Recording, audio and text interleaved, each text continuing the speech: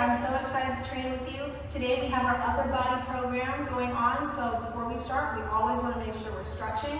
Not only does it just warm your body up and get your blood flowing, but also when you're working muscles that you haven't worked out before, it's really, really vital to make sure you're moving them beforehand.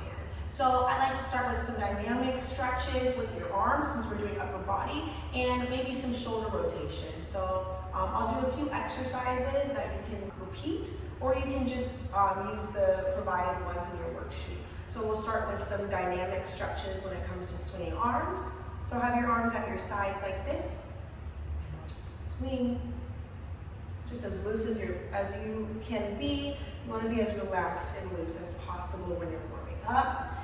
And remember, we're doing dynamic stretches. So dynamic stretches is going to be movement versus static, which is staying still, okay?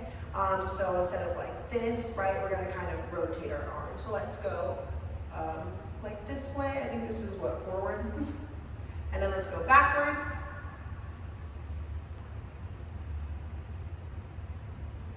Sometimes I like to shake out too. Maybe do some jumping jacks.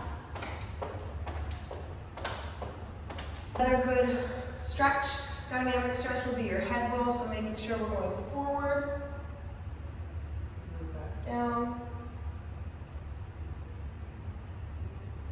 Warm-up should consist about 5 to 15 minutes of movement. So really take your time in making sure you're warming up those muscles. For the last 5 minutes of your workout, even though we're not doing lower body, you do want to still keep those bottom legs moving. So sometimes I'll walk across the turf, I'll go on the treadmill, maybe do some stair steps, just something to get my body moving while I'm still moving my upper body. Another great way to warm up your shoulders or your upper body is using a band. So bands usually come in different colors, and the different colors will tell you the strength of the band. When you're warming up your upper body, you kind of want to start with a loose band that's not too tight, so you can stretch it as far as you can. This one is a little bit tight, but that's okay. We're going to do small circles. So have it out in front of you, and just rotate like this. And make sure you're keeping your hands locked like this, your arms locked. I hear some popping. Definitely haven't done this in a minute.